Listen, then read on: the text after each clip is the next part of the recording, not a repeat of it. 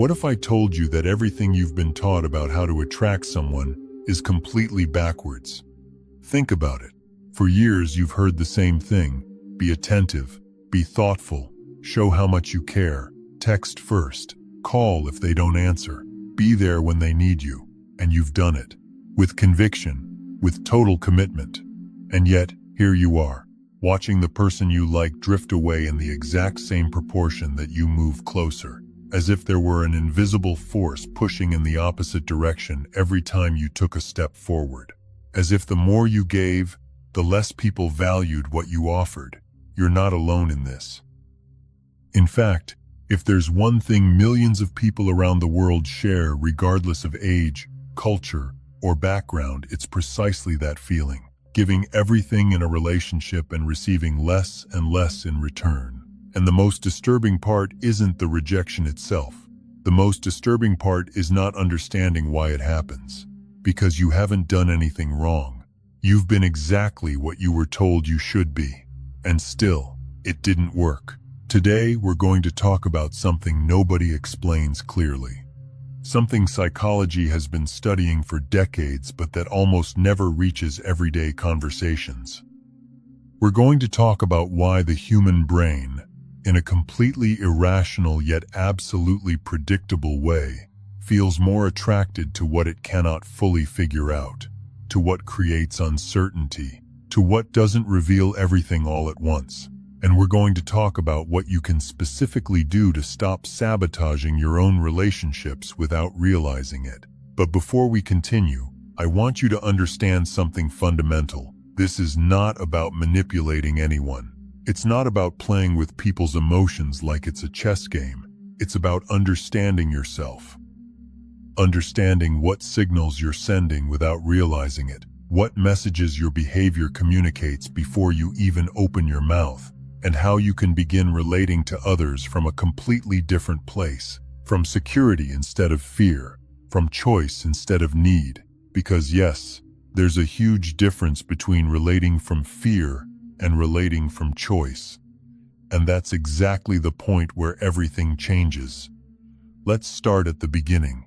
At the origin of all this, there was an experiment conducted at Columbia University several decades ago that, when you first hear about it, seems too simple to matter. A group of people were placed in front of two kinds of objects. Some objects were completely accessible, available, easy to take at any moment. Other objects were partially out of reach. Participants could see them but couldn't always access them easily. The result was consistent and overwhelming. The hard-to-obtain objects were perceived as more valuable, even when they were objectively identical to the accessible ones. This is not some psychological oddity. It's one of the oldest mechanisms in the human brain.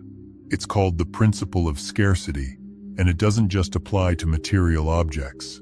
It applies, with almost unsettling precision, to human relationships.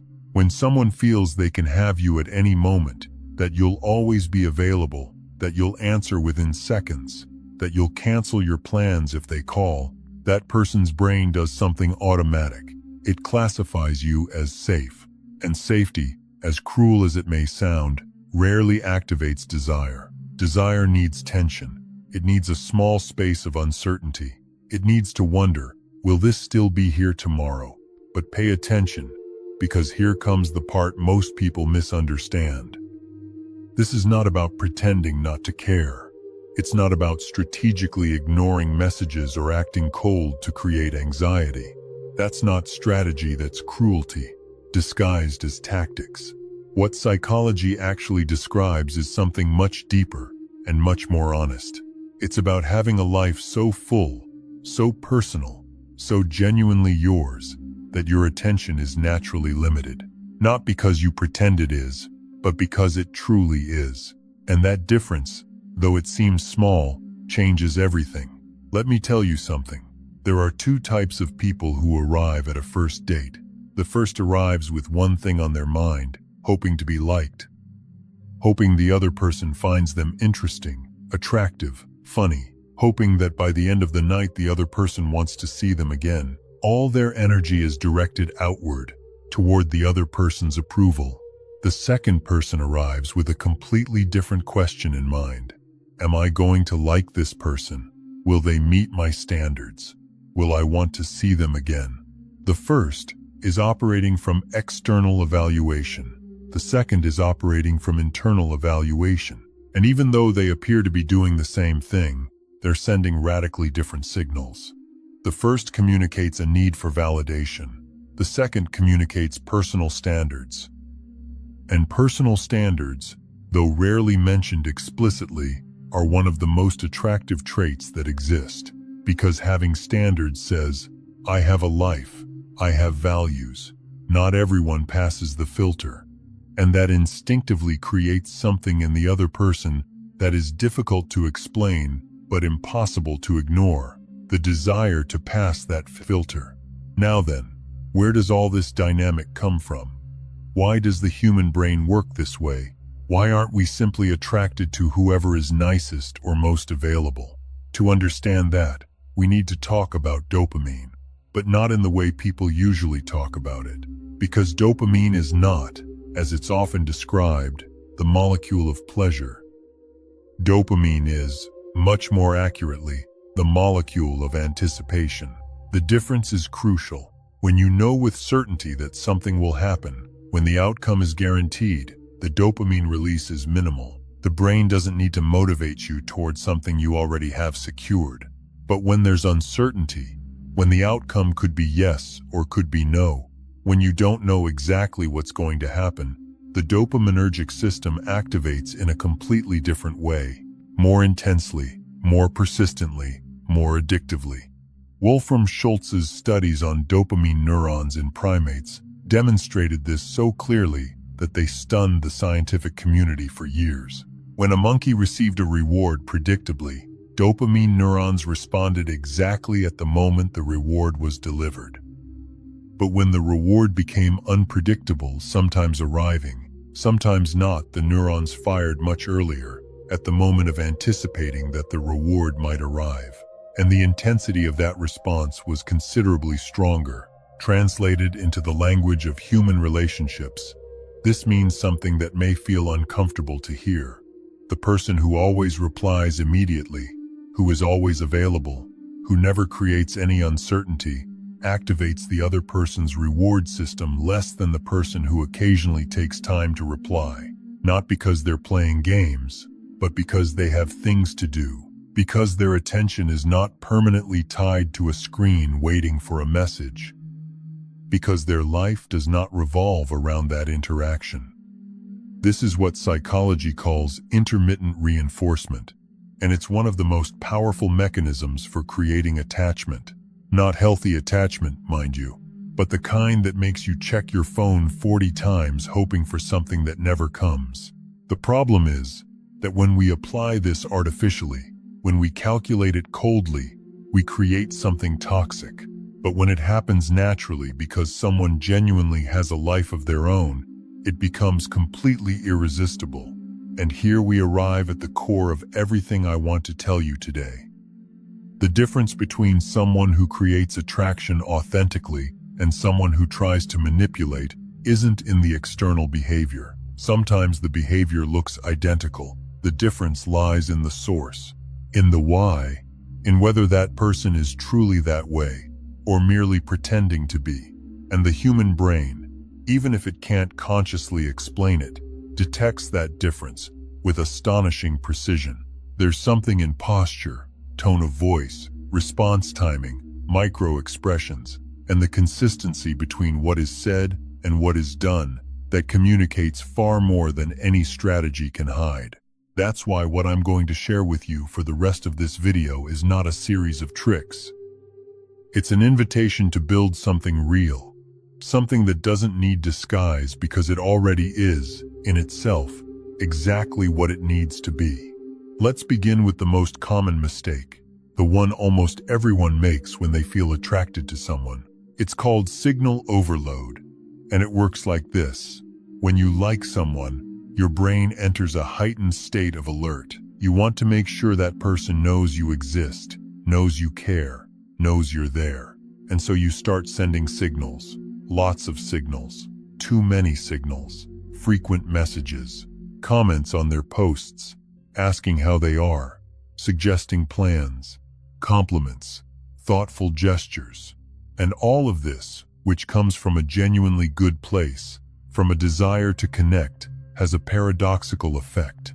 It exponentially lowers your perceived value, not because you are less valuable, but because you're transmitting information that the other person's brain processes automatically. Something like this: this person has a lot of free time. This person doesn't have many important things to invest their energy in. This person needs me more than I need them. And the moment someone feels that you need them more than they need you, something shifts. The dynamic changes, the balance breaks, and usually not in your favor. So what's the alternative? The alternative is not indifference. The alternative is fullness. There's a huge difference between someone who doesn't text because they're strategically waiting for the perfect moment, and someone who doesn't text because they're immersed in something they're passionate about, a conversation that matters to them, a project that completely absorbs them. The first person is thinking about the other all the time while pretending not to. The second is genuinely present in their own life, and that, though it sounds abstract, has very concrete consequences for how people perceive you. When you have a rich life, your own projects, deep friendships, passions that consume you, goals that move you, your attention naturally becomes scarce. You don't have to pretend you have little time because you genuinely do. You don't have to fake having more important things because you genuinely have them, and that creates something no strategy in the world can manufacture: authenticity.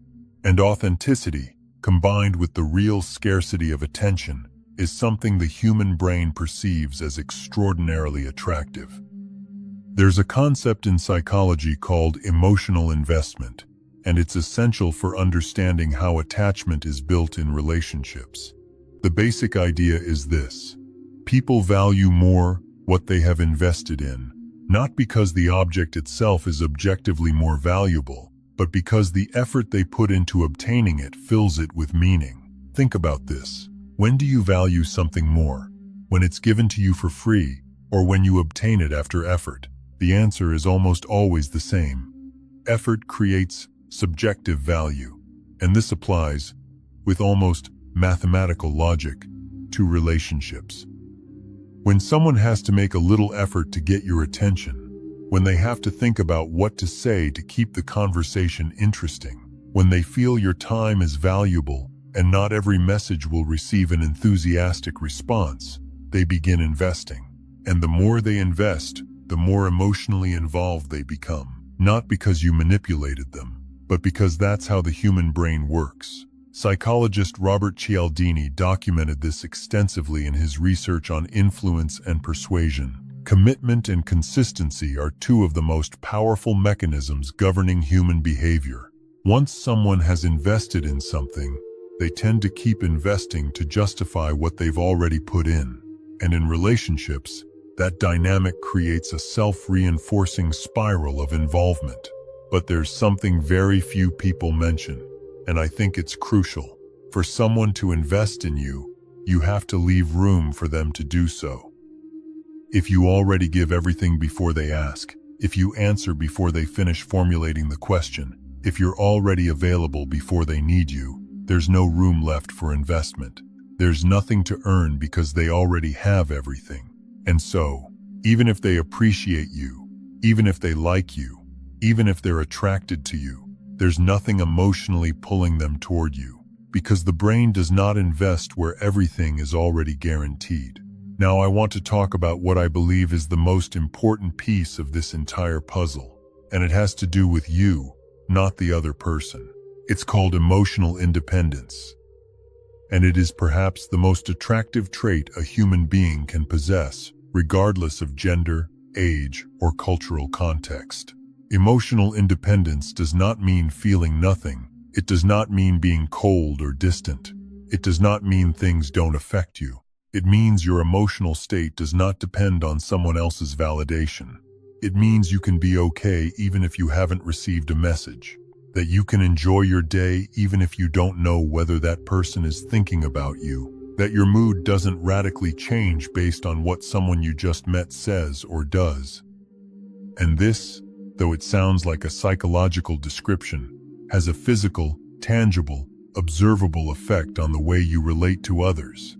Because when your well-being does not depend on someone else's approval, your language changes, your posture changes, the way you speak changes, the kind of questions you ask changes. You stop being someone who seeks validation and become someone who generates curiosity.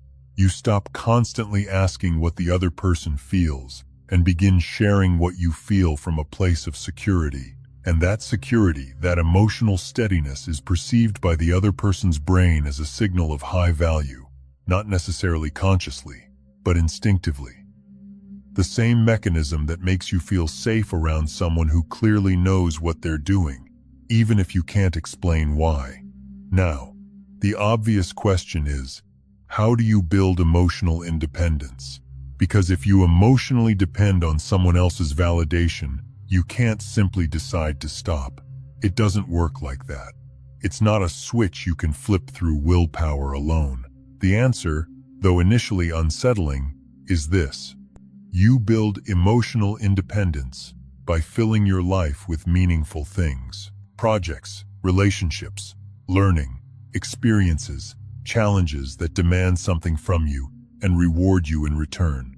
When you have that, when your life has weight, substance, density, the attention of any one person stops being the primary source of your well-being and becomes simply one of many good things that can happen.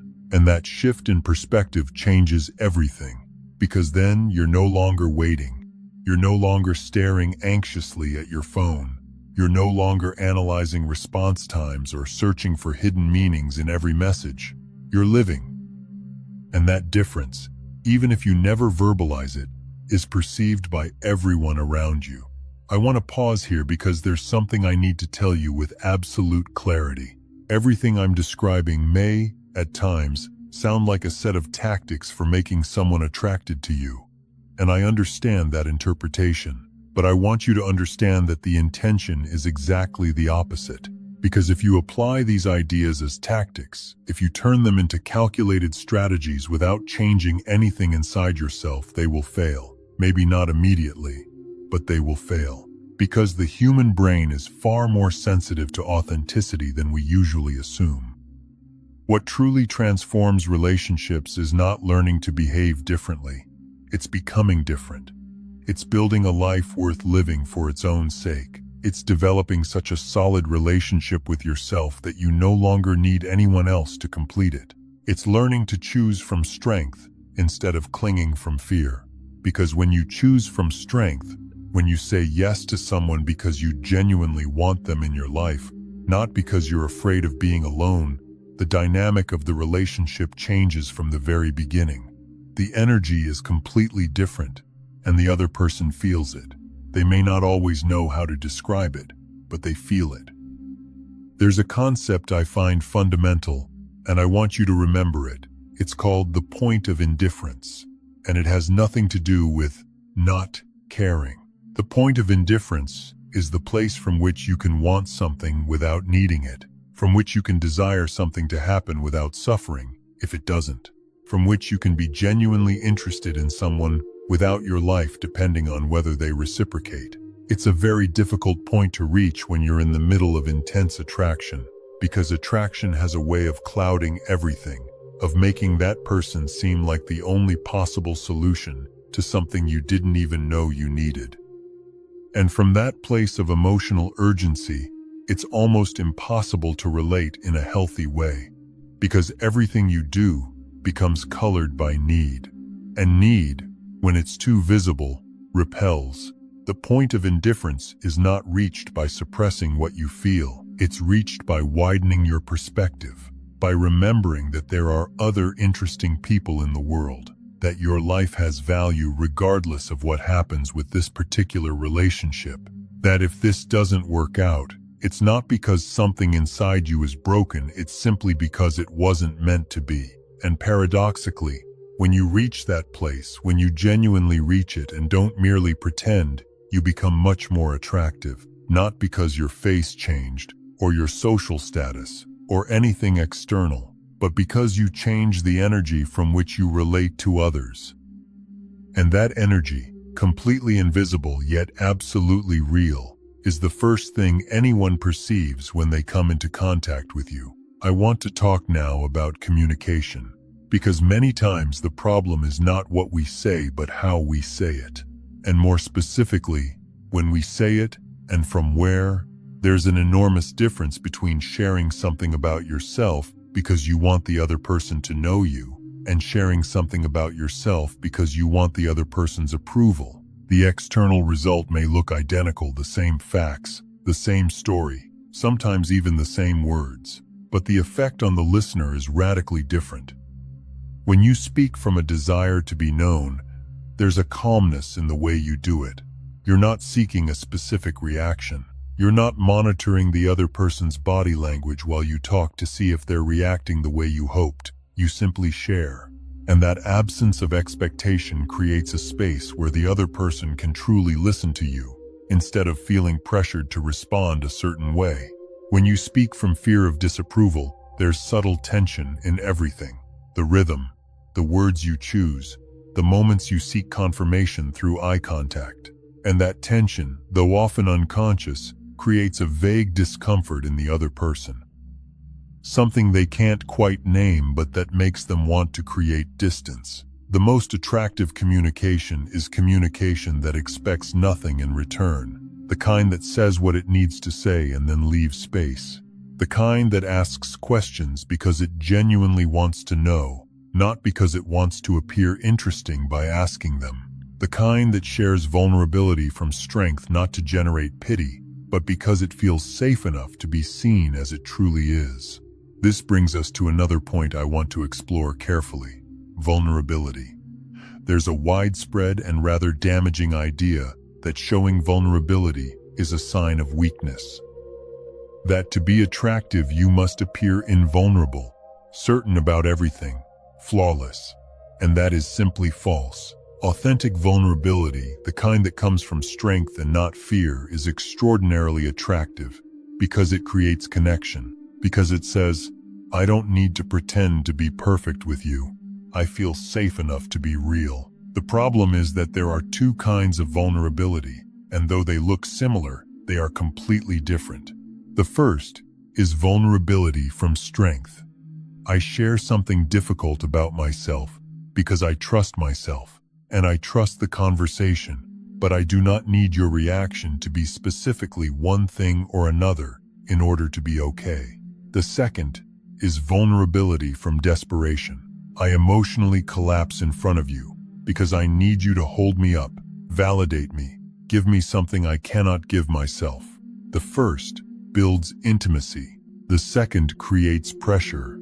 And the sad reality is that the second tends to appear precisely when you're acting from emotional need. The more the other person matters to you, the more dependent you become on things working out, the more likely your vulnerability will come from the second place, which means the intensity of your feelings may become the very thing sabotaging them. If you've made it this far, you've already done something most people never do. Stay with something that requires attention, reflection, and a little discomfort. And that already says something about you. It says you are willing to look at things directly, to ask difficult questions, to refuse easy answers. That alone is already a beginning. If you made it this far, comment, I made it, and I'll personally reply to you myself. And if this resonated with you, subscribe to be part of the community and leave a like if you enjoyed it.